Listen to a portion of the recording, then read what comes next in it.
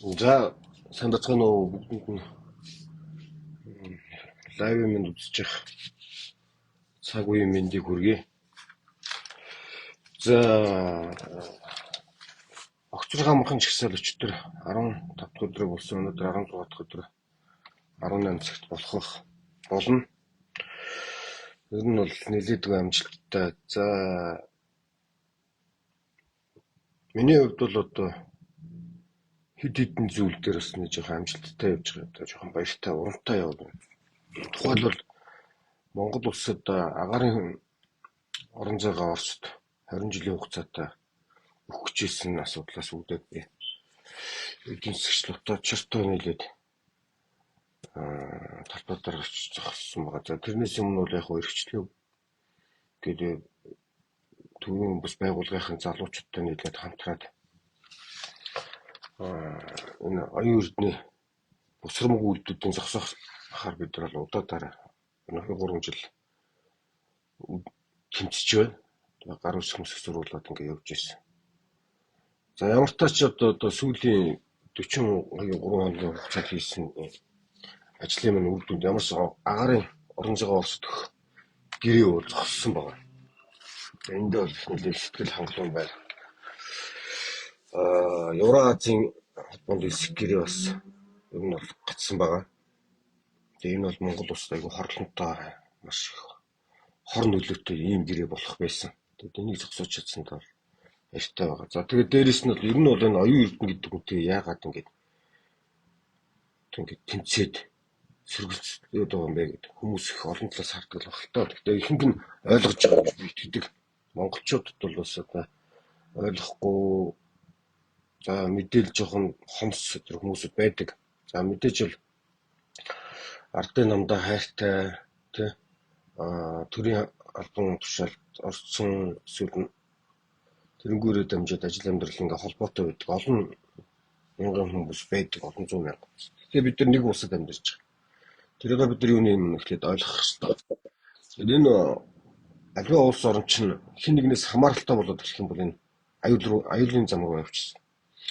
Хэн нэгнээс үл хамаарах байдлаар улс орн бол хөгжиж байдаг. Жишээлбэл Америкийн нэгдсэн улсын ерөнхийлөгч Трампын гадаад бодлогоор хийж байгаа энэ тарифын олон асуудлуудад дэлхийд дүүлэн тарж байна.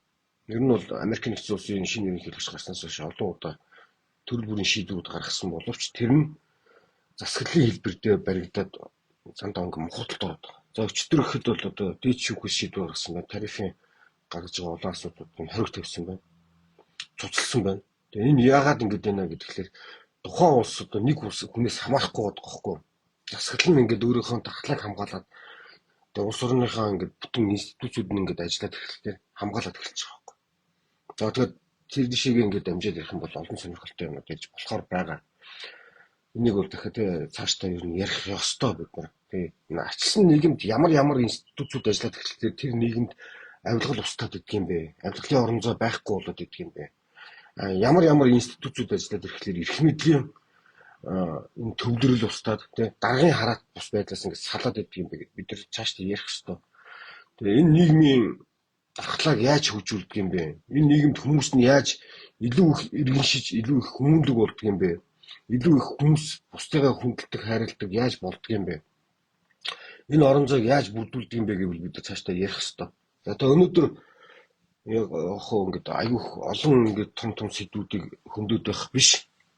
Тэгээ энэ өнөөдөр болж байгаа процессуудаа бид дахиад нэг ярьчих эхнээс нь тий.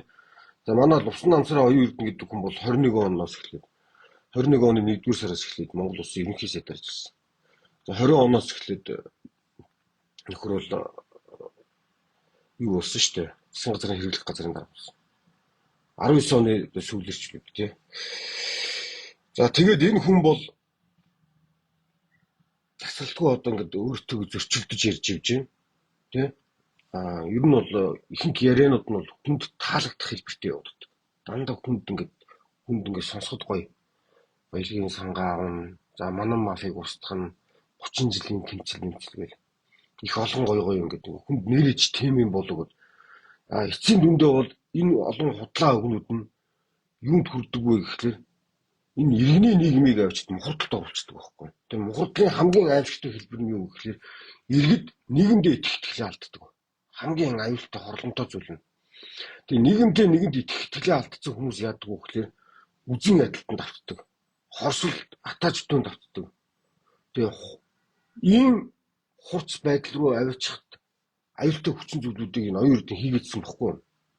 Тийм учраас энэ хүнийг хийж байгаа олон үйлдэлүүдийн хууль эрх зүйн хүрээнд хийж байгаа эсвэл энэ Монгол Улсын засгийн газраас ямар ч бодлого стратеггүй тактикгүй явуулж байгаа энэ үйл ажиллагаануудыг эсэргүүцээд зогсоох гэж үзээд байсан юм аа. Гэхдээ энэ урт удаан хугацааны одоо энэ эрхчлөөхөө тий манай эрхчлөө төвийн Чимбат ахын маань санаачлан гаргасан үзэл санааны залуучуудын нэгдлэр одоо ингээд тасралтгүй маш олон 2-3 жилийн хугацаанд ингээд бид тасралтгүй үзлээ. Тэр хэмжээгээр бидэрт бол бас энэ иргэний нийгэмдээ хууль, нийгэм, улс төр ингээд тайлбарлах, таниулах талаар ингээд өөрсдийнхөө чадлаар ингээд чаддгаар ингээд бид маш их идэвхтэй оролцоотой ингээд явж байгаа. Тэгээ ямар ингээд байсан бэ? Дахиад нэг санчээ. Маш олон хуулиуд иргэдийнхээ эсрэг чиглэсэн. Тасралтгүйгээр нийгэмд байгаа бүхэл сегментүүдийг хууль ижилдэх шүүгдэх ёстой байтал тасралтгүйгээр иргэний эрхийн эсрэг болоодсон байхгүй. Иргэндээ айгүй хатуу, иргэний хянсан, хязгаарлсан, хорьсон. А нөгөө талдаа болохоор дарга нарын эрх мэдлүүд овоороод гисэн, төвлөрөөлсөн. Бүх юмыг дарга нар шийддэг болж гисэн байхгүй. Тэгээд эцсийн дүндээ болохоор тэр их эрх мэдлийн төвлөрөл, тэр их овоорлын дараа маш их хөрөнгө мөнгө татан төвлөрөлт үүсээд ирэхлээр тэрийгээ дагаад авилгал үүсдэг. Авилгалын хэмжээ Монголын за тэр 25 жил 30 жилийн хугацаанд гараагүй нийт эдийн засгийн ингээд энэ өсөлтийн хэмжээнээс давтсан шүү дээ. Тийм богинохон хугацаанд 5-6 жилийн хугацаанд Монгол түүхэндээ байгаагүй маш их хэмжээний орлого олсон. Тэр их орлого бүгдээрээ авилгал болж байсан. Энэ их авилгал эцсийн дүндээ юу хүрдэм, юунд очдөг юм бэ, юунд хүрдэг юм бэ гэхлээр нөгөө иргэний нийгэмдээ итгэхэ байсан, хуулиа дээдлэхэ байсан, хууль хүндлэхэ байсан, шүүхтээ итгэхэ байсан, итгэлээ алдсан энэ иргэдээр дамжаад дарангуул руу ордог. Нэг хүн өдөрддөг гэдэг. Ерөөсөө нийгэмдээ итгэлээ алдаад ирэхлээр иргэд дарангуулыг хайж эхэлдэг байхгүй. Өөрсдөө мэдлэг. Тэ хүчрхэг өдөрдөх хайж эхэлдэг. Хүчрхэг өдөрдөгч бол дарангуул руу явчихна. Тэр тусмаа Монгол улс шиг шүү дээ, тэ. Шууд хуурай замаараа ингээд хоёрхан улстай хэлдэг Монгол улс шиг ийм эмзэг улс. Тэгээд тэр хоёр улс нь хоёулаа дарангуулын улс. Нэг нь чөлөөт эдийн засгтай гэж ярьж байгаа боловч яг үндэ бол дарангуулын улс төртөө. А нөгөөх нь бол одоо улс төр нийгэм эдийн засгийн хувьд бол бүгдээ дарангуулын улс болчихсон. Тэгэхээр энэ дарангуулын хоёр том их гүрний дунд байгаа Монгол улсыг нэг их удирдагчтай болох юм бол энэ хоёр улсын аль нь ч уртталтаа манай Монгол улсын удирдагчийн өвдөг сүгдүүлж байгаа дураараа ажиллаж чадна. Дураараа ажиллана. Бидэрт нэгсэндээ өөрсдийнхөө хувь зээний эзэн биш болно. Тийм учраас Монгол улсад парламентын дархлаа асар чухал байсан. Хамгийн чухал зүйл бол парламентын дархлаа. Бид нар энийг хамгаалах ёстой. Тэгэхээр одоо цаашдаа бол одоо яг энэ сүүлийн 6 жилийн хугацаанд хийсэн энэ асар том хэмжээний авилгалын схем, энэ авилгалын идэж уусан асуудлууд, за тэгээ иргэний нийгэм хууль дэдлэх, тэ энэ суурь тогтолцоог устгасныг бид нар буцаан засварлаж сайжруулж хөгжүүлэхэд дахиад маш их хугацаа алдна. Магадгүй 8 жилийн устгасан энэ хорлонгуудыг бид нар буцаагаад 8-аас 10 жил засах гэж буцаад шивийн байдалтай явчихна. Дахиад тэрийг хөгжүүлэхэд дахиад бид 10-15 жил хэрэгтэй. Энэ аймшигтай том хорлон бохгүй. Тэгэхээр ийм цаг үеийн магадгүй тэгээ нөгөө эволюцийн ингээд нэг өөрчлөлт орох гэж байна. Тэгээ хувьслын шинж бүрдсэн байна. Маш их олон юмуд. Тэгээ юугаар бүрдсэн гэхлээр бид нар маргаашийн нийгэмдээ эрүүл шинжлэх ухаан онол үнэт зүйл үзэл санаанд тулгуурласан улс төрийн шинэ орчин бий болох юм бол улс төр бол өөрөө цэвэрхэн зүйл. Бохор биш. Цэвэрхэн бохгүй. Улс төр бохор биш, цэвэрхэн. Улс төрийг цэвэрлүүлэх хэвийн байдалд нь аваачих боломж нь шинжлэх ухаан энэ үнэт зүйл үзэл санаанд сурласан ийм онл энэ сонгодог улс төрийн орчин байдаг.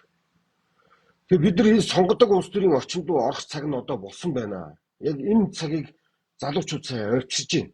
Энэ эхлэл нь байхгүй. Монгол жагсаалт цуглааны үзэл бодлоо илэрхийлэх, эсэргүүцэх шинэ соёлыг оруулж ирж байна. Энэ шинэ соёл бол цаашлаад Монголын улсын улс төрийн нийгмийн амьдралд асар том өөрчлөлтийг авчирна. Бид нар 1990 онд энийг ойлгодог байсан, мэддэг байсан. Яагаад гэвэл бид нар 1990 оноос өмнө зөвхөн марксизм, ленинизмын олныг л үзэж байсан. Тэрнээс өөр юм үзэх юм бол шууд шорон явдаг байсан. Одоо бол бидний ирээдүйн хүүхэд энэ хүн төрлөختний явж байгаа хамгийн дэвшилтэд зөв онол, шинжлэх ухаан, сонгодог замлуудыг ойлгосон байна, мэдсэн байна. Энэнгээр энэ үзэл санааны өөрчлөлтийн жагсаалыг хийсэн. Энийг би бол үнэхээр бахархаж байна. Үнэхээр бахархаж байна. Маш олон хүмүүс бахархаж байгаа. Энэ хамгийн инэрэнгүй байдлаар бид нар өөрсдийнхөө эрхлэгчлийг хамгаалдаг. Хамгийн ухаалаг хэлбэрээр бид нар дарангууллыг зогсоохоор тооромжлуулахаар ингээд ажиллаж байна. За тэгээд Монгол Улсын ерөнхий сайд өчтөр засгийн газрын хуралдаан дээр ирсэн байна. Алга болцсон байсан. Ирсэнд нь баярлалаа. За тэгээд засгийн газрын хуралдаан ямар ч тач болсон байна. За тэгээд хуралдааны төгсгөл дээр одоо ярьж байгаа байдлаар нь бол Монгол Улсын ерөнхий сайдд итгэл үзүүлэх асуудлыг Монгол Улсын хурд үндсэн хууль заасны дагуу өргөн барих юм байна. За энэ Монгол Улсын үндсэн хуулийн 21-р зүйл их тодорхой заасан байдаг. Монгол Улсын засгийн газрын асуудал 38 дугаар зүйлд заасан байдаг тийм. Монгол Улсын засгийн газрын томилогдох, огцруулах, итгэл үзүүлэх асуудлуудыг маш тодорхой заасан байдаг. Тэгэд энэ дээр одоо Монгол Улсын их хурлын гишүүдтэй хандаж бүгдээрээ шаардлага хөрвүүлээ, мессеж бичээ. Одоо Лувсан намсрын оюун эрдэнэ гэдэг хүнд итгэл үзэх, итгэл хүлээлгэх ойлголт байхгүй. Энэ зөвхөн нөгөө тэр хүүгээр нь дамжаад 1.5 тэрбум төгрөгийн бэлгэлийн асуудал. Энэ 1.5 тэрбум төгрөгийн бэлгийг өгөх чадвартай хүн бол хэдэн их найдын орлоготой хүн шүү. Тэгээ ажил хийж үзээгүй хүн тийм их орлоготой байх боломжтой юу? Зүгээр хүнд бэлэг өгөхийн тулд би жишээ нь сая төгрөгийн бэлэг өгөхийн тулд хамгийн багадаа сарда 15-20 сая төгрөгийн орлоготой байх хэрэгтэй байхгүй юу? Тийм чадамжтай байж хүнд бэлэг өгч чадна. Энд чинь тийм энгийн асуудал бол биш шүү дээ. Зүгээр л маа гэдэг өгчдөг бэлэг өгчдөг тий. Тэгэхээр энэ огт орлогогүй, орлого нь тодорхойгүй тэгээ хуулиар орлогод нотолцсон байх ёстой хүмүүсийн хууль бус орлогын асуудал үүсэж гараад ирж байгаа байхгүй. Тэгэхээр энд итгэл үзүүлэх асуудал нэгдүгürt энэ мөн энэ ёс зүйн асуудлаараа шууд үзүүлж болохгүй. Хоёрдугаар сүүлийн 6 жилийн хугацаанд Монгол улсын инфляц 180% байна. 180%-аар өслөө. Энэ хүнийг ерөнхий сайд болж байхад доллар 2100 төгрөг өссөн. Одоо 3605 болцсон явж байгаа. Энэ дахиад цаашаа өснө. Энэ өнгөрсөн намар өвөл эрчим хүчний үнийг нэмэл бөөн хэрүүл болсон. Энэ дахиад эрчим хүчний үн нэмэгдэнэ. Яагаад нэмэгдээд байна гэдээ би бүр баталгаатай хэлээд байгаа юм бэ гэхээр энэ эдийн засаг нийгмийг урьдчилж тооцож явдаг зүйл юм аа. Урьдчилж тооцдог юм. Энэ бүх тооцоололоор бид нар штэ тий хүн төрлөختөн дээр байгаа эдийн засаг нийгмийн улс төрийн бүх онлын эсрэг яваад байгаа байхгүй. Тийм учраас хүссэн ч хүсээгүй энэ эдийн засаг дахиад уналт руугаа явж байгаа. Яг энэ хичээрээ явах бид нар асар хурдтай том уналт руу орно. Тэгээ энийг тооромжлуулж, энийг удаашруулж энэ асар хурдтай явж байгаа дарангуулыг төр хугацаанд ингээд хурдын тий сааруулах аргачлал нь оюун эрдэнэ огцруулах байхгүй. Энийг хийгээд байгаа хүний. Энэс өөр сонголт бидэнд байхгүй байгаа гэдэг яг одоо нүр тулцсан. Тэгэд ийм өндөр инфляцийн улсад, ийм их авилгатай байгаа улсад, ийм их төрийн их мэдл төвлөрсөн улсад хөрөнгө оруулалт ирэхгүй. Энэ 14 мега төслүүд яриад байгаа юм бол дандаа хөрөнгө оруулалт, гадаадын хөрөнгө оруулалт хийгдэнэ. Бид нар дотоодоос энийг хийх ямар ч чадамжгүй байгаа. Яагаад тэгэхээр Монгол улс өнөөдөр 37 тэрбум долларын өртөө улс. 37 тэрбум долларын өртөө улс. Тэгээд 70 их найдын тэг үнэлгээтэй төрийн өмчт болон орон нутгийн өмчт компани байна. Эдгээр жил болгон 30 их найдыг зарцуулж байгаа. Гэхдээ эндээс ерөөсө хоёрхан аж ахуй нэгж нь одоогоор ашигтай ажиллаж байгаа. Тэр нь Эрдэнэт 5 толгой. 5 толгой удахгүй алдагдaltaд орно. Удахгүй алдагдaltaд орно. 5 толгой дээр цаа чин 5 тэрбум долларын нууц хэрэг хийцэн байгаа. Офтек гэрээнүүд. Дахиад нэмээд сая 900 тэрбум доллар бараг нэг их найд төгрөгнээ тийм 900 тэрбум долларыг уучлаарай. 900 тэрбум төгрөг тийм бараг нэг их найд төгрөгнээ төмөр замын хил олбох гэрээ хийсэн. Тэгээ энэнгээрээ дамжиж 5 толгой 2 толгойн сая 16 жилийн хугацаатай бартерын гэрээ хийчлээ шүү дээ. Энэ асар том зохилд орно. 5 толгой удахгүй дампуурна. 5 толгой удахгүй алдагдaltaд орно. Монгол улс энэ алдагдлыг нь нуруунд дээр үүрж авах гэж бид маш том хүнд сорилтыг давна. Эдгээр энийг тойрж гарах боломжгүй болсон. Ямар ч сонголтгүй. Яг энийг туулаад гарна. Доллар бол 5,000-аас давах магадлал асар өндөр байгаа. Энэ угаасаа тийшээ явна. Тэгэд энэ асуудлуудыг арай цохилт багтаа яаж давж гарах вэ? Тэгэд энэ тулаад байгаа энэ дарангууллын схемийг яаж хутдаа ингэж засаж эхлэх вэ гэхэд энэ хүнийг ихний ээлжинд холдуулах ёстой. Засаглалаас холдуулах ёстой. Энэ хүний нөлөөлөл бүхий Халтмаагийн Баттулгаар дамжаад явж байгаа тийм энэ нөлөөллийг бид нар удаашруулах ёстой. Холдуулах ёстой. Бидэрт өөр ямар ч гарц байхгүй. Халтмаагийн Баттулга бол Монголын эсрэг явуулж байгаа Оросын бодлого мөн шүү дээ. Ямар ч эргэлзээгүйгээр энэ Монголын эсрэг явж байгаа Оросын бодлого Халтмаагийн Баттулга бол Лувсан намсрын оюун эрдэнэд дамжаад Монгол ардын намын дарга хийж байгаа нь үнэн шүү дээ. 300 мянган Монгол ардын намын гишүүн тэр Монгол ардын намын их хурлын гишүүд, Монгол ардын намын баг хурлын гишүүд, Монгол ардын намын улсын их хурлын гишүүд бүгд Халтмаагийн Баттулгын удирдлаганд байгаа. Яг үнэн бодиттой юм. Энийг хийхдээ оюун эрдэнэд дамжиж хийж байгаа. Энэ хувьдаа нэг Халтмаагийн Баттулга Арчсан намд хийчихсэн. Арчсан намыг устгасан. Маш хүнд байдалд оруулсан байгаа. Арчсан намд өнөөдөр үнэт зүйлээ хамгаалах гад үзүүл баримтлалаа хамгаалах гад тэрийг буцааж босгож ирэх гээд те явж байгаа хэсэг бүлэг хүмүүс байна. Нилээдгүй байна. Улсын их хурлч доторч байна. Тэр дотор ажиллаж байгаа маш олон ажлын хэсгүүд доторч байна. Хүнд сорилтны ард явж байна. Маш хүнд сорилтын асуудал ард явж байна. Хүн нам бол утгаараа энэ нам одоо ингээд дуусч байгаа. Энэ бол үзэгдэл болоод өнгөрөх ёстой болсон байсан. Үзэгдэл бодоод өнгөрнө. Монголын улс төрт маш олон ийм намууд гарч ирээд үзэгдэл болоод дуусчихсан. Яагаад дууссан бэ гэхлээр тэр намууд үнэт зүйл тулгуурсан үжил санааны нэгдэл байгаагүй байхгүй. Дандаа хувь ашиг сонирхлоор нэгдсэн тэ улс төрт орж ашиг хонжоо олох гэсэн хүмүүсийн нэгдэл байсан учраас тэр улс төрийн хүчнүүд урд өмнө сүрж байсан. Өнөөдрийн хүн нам яг адилхан. За Арчсан намын хувьд бол үнэт зүйл үжил санаагаа уулын намынхан дөрвөнд тусгацсан байгаа. Тэгэхдээ Оросын бодлого Арчсан намд Халтмаагийн Баттулгаар дамжаад асар хүчтэй орж ирсэн өнөөдөр бид нар маш хүнд сорилтын дотор явж байгаа нь үнэн. Яг энэ шиг Монгол ардын нам бол энэ Оросын бодлогыг хэрэгжүүлэгч болсон. Монгол ардын нам дотор угаасаа Оросын шууд харааны боолууд угаасаа байж идэг. Шууд харааны хүмүүс бол зөндөө олон байж идэг. Тэгээ энэ ном сум мөнх цэцэг гэдэг хүн бичсэн байна. Орос гэхээс илүү хятадын нөлөө их байгаад байна шүү дээ гэж байгаа. Энэ хятадын нөлөөг би сая ярьсныг сая энэ ном сум мөнх цэцэг ойлгоогүй байна. Би ярьчих. Дөнгөсөө яриад дуусгасан байхгүй. Тэгээ сайн сонсох юм бол би дахиад тайлбарлачих. Монголын улс төрт бол шүү дээ тий. Хятадын нөлөөлөл одоо орж ирнэ. Яг бодитоор одоо орж эхэлж байна. Өмнө болж ирсэн тэр эдийн засгт байсан хөшүүргийн хэлбэрээр явж байсан юмнууд бол улс төрийн нөлөөлөлтөд ил тод бол хязгаарч гарч иж чадаагүй байсан.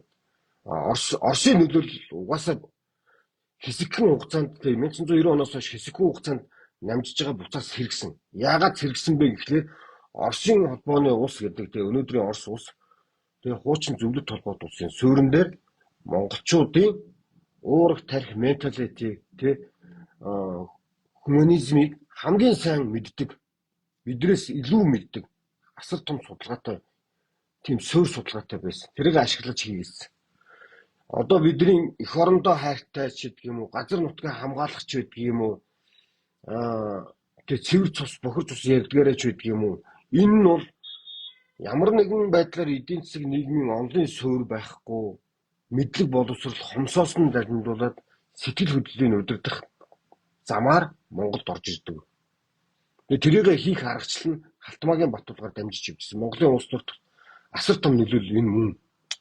За тэгвэл өнөөдөр Оросыг үзэн ядуулдаг байсан Халтмаагийн Баттулга ба түүний нөхөд тийм эдгээр яг үндэ бол хамгийн томор Монгол улсын эрх ашигын эсрэг маш олон үйлдэлүүдийг хийсэн шүү дээ.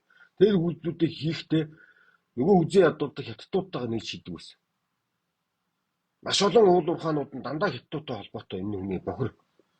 Улс төрт явжсэн бүх бохирууд нь дандаа хятадуудтай холбоотой байсан. Одоо энэ зүйл халдварлаад Монголын төрлөө ороод ирсэн бохгүй юу? Сая тэр хил холбох 900 гаруй тэрбум төгрөгийн гээ тийм энэ гэрээ хийгдэхдээ бүгд найрамд хятад ард улсын China Energy гэдэг компанитай хийгдсэн. Энэ China Energy гэдэг компани өөрөө бүгд найрамд хятад ард улсын төрийн өмчт компани 100%.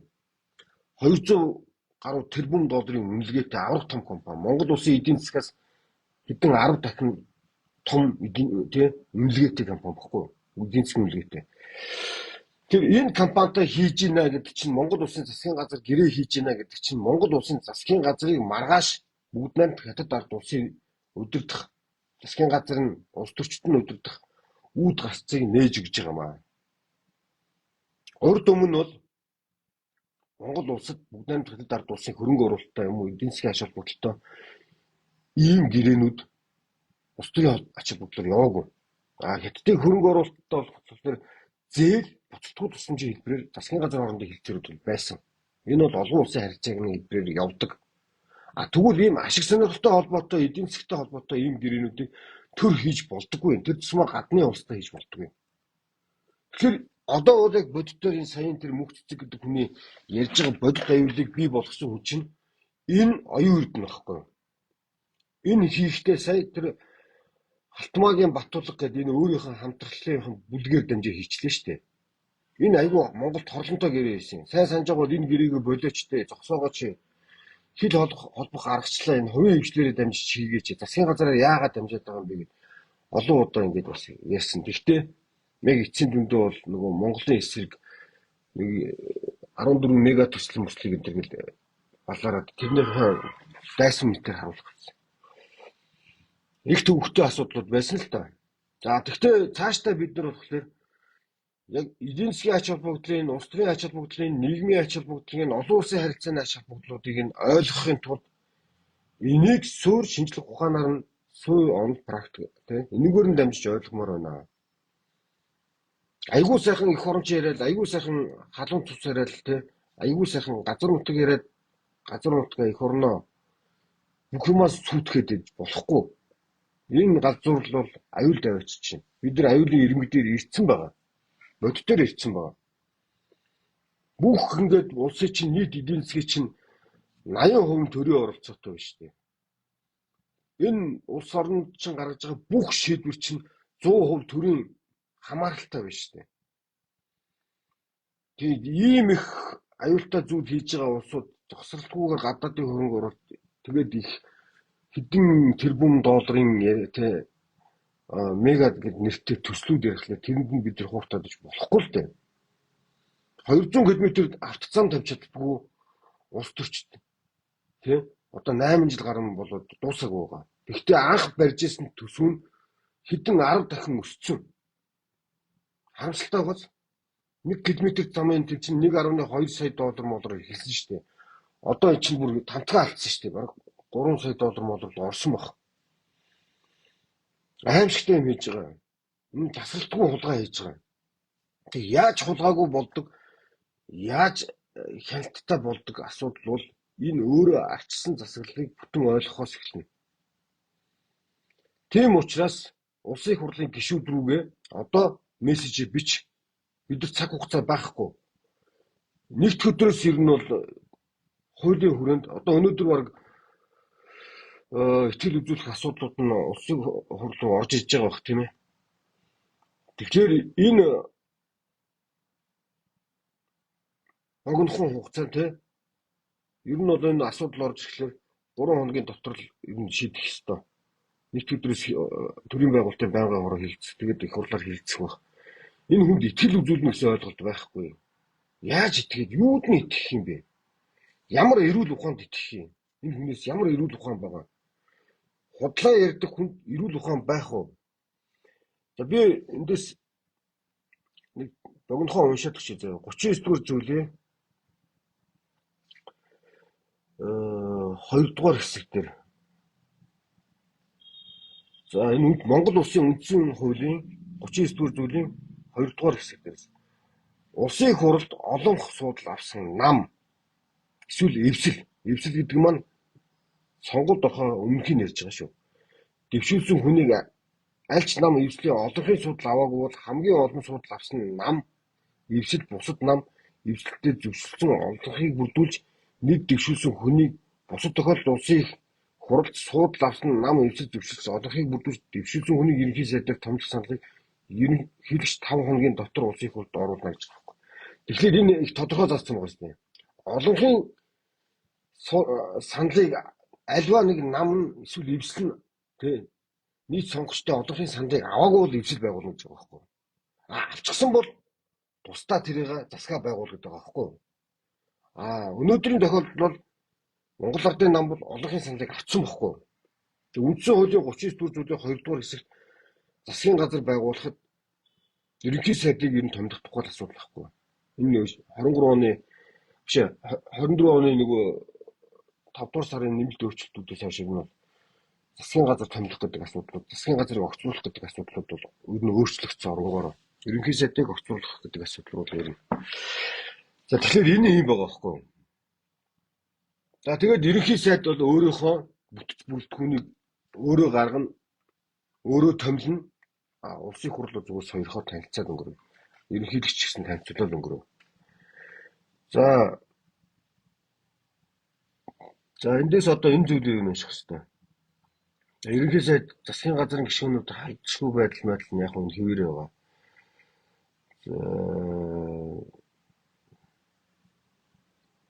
Ерөнхий сайд за одоо энэ хараа Монгол улсын үндсэн хуулийн 44-р зүйлийн 1-р хэсэг. Ерөнхий сайд улсын төсөв болон бодлогын тодорхой асуудлаар өөрт нь тодорхой асуудлаар гэж байгаа. Өөрт нь итгэл хүлээлгэх тогтоолын төслийг оруулбал улсын хурл 3 хоногийн дотор хэлэлцэж 10 хоногийн дотор улсын хурлын нийт гишүүдийн олонхын саналаар шийдвэрлэнэ гэж. Энэ тодорхой заасан байгаа шүү дээ, тий.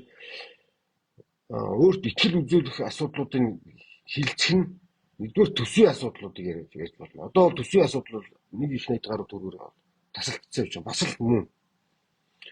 За тэгтээ тодорхой асуудлуудаар гэж байгаа байхгүй. Тодорхой асуудлууд нь энэ цаг үед юу юм бэ гэхээр энэ хүний хөрөнгө оруулалтын мэдүүлгээс давсан хэмжээний зардлын өөрөө тий хууль бусаар хөрөнгөцсөн байх магадлалыг нийгэмд үүссэн учраас энэ нөхцөл байдал нь тодорхой асуудал мөн бохгүй. Тэгээ итгэл хүлээлгэх тогтоолын төслийг гэхээр тогтоолын төслийг хэн баталтай юм бэ гэхээр засгийн газар батлан засгийн газар болохгүй гар өргөж батлахгүй алхаж засгаж баталж байгаа. Тэгээд тэр нь засгийн газрын асуудлыг биш ерөнхий сайдын асуудлыг ярьж байгаа. Засгийн газрын тухай ярихгүй, тэр гишүүдийн тухай ярихгүй. Засгийн газрын гишүүдтэй одоо 22 сайдын ярихгүй. Зөвхөн ерөнхий сайдын асуудлыг. Гэхдээ ерөнхий сайдын өөрийнх нь нэр дээр үүсчээд байгаа энэ тодорхой асуудлуудыг итгэл үзүүлэх асуудлыг улсын хурлд одоо өргөн барьж байгаа өнөөдөр. Тэгэхээр 3 хоног гэхлээр нийт өдөр хилцэж тарах гэдэг. Одоо өчтөрийн орой тэр улсын хурлын гишүүдийн ингэж хэлж байгаа явдлаар бол одоогоор аль бисны итгэл үзүүлэх асуудлууд нь орж ирээгүй юм гэж. Тэгээ хэд хэдэн улсын хурлын гишүүдүүд бол их говьлж яриад байгаа шүү дээ. Энэ төсвийн асуудал ч гэдэг юм уу эсвэл нөгөө нөхөр өөрөө өргөдлөө өгсөн бол энийг хийлцэн бусдаар хийлцэхгүйгээр төрөвдүүлээд байгаа шүү дээ. Энийний ард ингэж заллин яваад байгаа байхгүй. Энэ заллин шүү. Энэ итгэл үзүүлэх асуудлаа энэ шалтгаанаар улсын хурлд өргөн барьж болно. Тэрийг нь улсын хурл шийдэх ёстой. За гэхдээ шийдэхдээ яаж шийдэх вэ гэхээр бас үндсэн хуулинд заагдсан байна. 44-р зүйлийн 2 дахь хэсэг. Улсын хурл тогтоолыг баталсан бол ерөнхий сайдд итгэл үзүүлж тухайн асуудлыг дэмжин тооцно гэж байгаа. Тэгэхээр нэгсэндээ дэмжин тооцож байгаа. За тогтоолыг батлаагүй бол ерөнхий сайдыг огцорсон тооцож ерөнхий сайд 30 хоногийн дотор дараагийн шинэ ерөнхий сайдыг 30 хоногийн дотор томилно гэж. 44-р зүйлийн 2 дахь хэсэг. Тэгэхээр одоо улсын хурлын гишүүдээс бид нар маш тодорхой юм хүлээх нь шүү дээ. Тогтоолын төслийг дэмжих юм бол ерөнхий сайд огцорно. Дэмжихгүй бол ерөнхий сайд үлдэнэ. Маш тодорхой залттай байгаа байхгүй юу? Үндсэн хуулийн дээр. Тэгэхээр яг энэгээр одоо их хурлын гишүүдээс бид нар шахалт үзүүлж нэхэх ёстой байхгүй. Улсын хурлын тогтоолыг баталсан бол гэж байгаа юм тийм. Улсын их хурл тийм Монгол улсын их хурл ерөнхий сайдын өргөн барьсан итгэл үзүүлэх асуудлаарх холбоотой тогтоолыг нь баталсан бол итгэл үзүүлж ерөнхий сайд итгэл үзүүлж тухайн асуудлыг дэмжин тооцно гэж. Тогтоолыг батлаагүй бол ерөнхий сайдыг огцсон тооцож шинэ ерөнхий сайд 30 хоногийн дотор томилно гэж байна. За тэгээ энэ заалтан дээр л одоо гол залилаа явах гэдэг байна байхгүй юу? Тийм ээ? Тогтоолыг батлах юм уу? Батлахгүй юм уу? Салаа утгатай ингээ харагдаад байгаа зү. Баталчихлаар огцорно. Батлахгүй болохоор огцрохгүй. Баталчихлаар огцрохгүй. Тогтоолыг батлах юм бол огцрохгүй. Тогтоолыг баталчих юм бол батлахгүй бол огцорно. Гэхдээ энэ нөгөө коноп дарах дээр ямар бас томьёолоор коноп оруулахын бас тодорхой бас заагддаг байгаа. Тэгэхээр энэ залилан бол маш аюултай маш гисэн тийм залилангийн хэлбэр болох магадaltaй байна. Тэгээ энэ дээр нэлээ анхаараа гэдэг өнөөдрийн лайв ингээ өндөрлүүлээ. Бүгдээрээ бас энэгээр дамжиж их хурлын гишүүдээс шаардлага нэхэх ёстой. Тэгээд огцрох амархан гэдэг пэйж хуудсан дээр их хурлын гишүүд зориулсан шаардлага хөрвүүлсэн баланк бэлэн юмнууд байгаа. Тэрийг татаж аваад бүгдээрээ татаж аваад хэвлээд бүглөөд конвертент хийгээд хамгийн ойрхон байгаа шуудангийн хайрсан тэгээд явуулчих. Монгол улсын их хурл руу шуудан нэг өдрөөс өмнө ирнэ. Бүх гишүүд рүү явуул. Бүгд шуудангаа явуулчих. Бүгдээрээ явуулчих. Тэрийг хэлчмээр байна. Тийм ээ? Огцрох амархан гэж жагсаалын баланкыг бүглээд явуулах. Тэгээ нэлээ ойлгомжтой ярьж чадаагүй юу? Би сайн мэдэхгүй байна. Би ч бас хүнд юм ойлгуулахтай жоохон таарах хүн. Илтгэх чадвармаа дурдаа жоохон таарах хүн байгаа. Тэгээ уучлаарай. Тэгээд сайн ойлгоогүй бол энэ Монгол улсын үндсэн хуулийн 44-р зүйлийн 1-2 дугаар хэсгийг уншичаарай. Тийм ээ? За бидэрт одоо хугацаа айгүй бага байгаа. Энэ ерөнхий сайд үлдчих юм бол бидэрт юу тохиолдох вэ гэдгийг ярилцдаг үстэй ойлгож байгаа үстэй тийм. За тэгээд бас айгүй удаа ярьчлаа уучлаарай.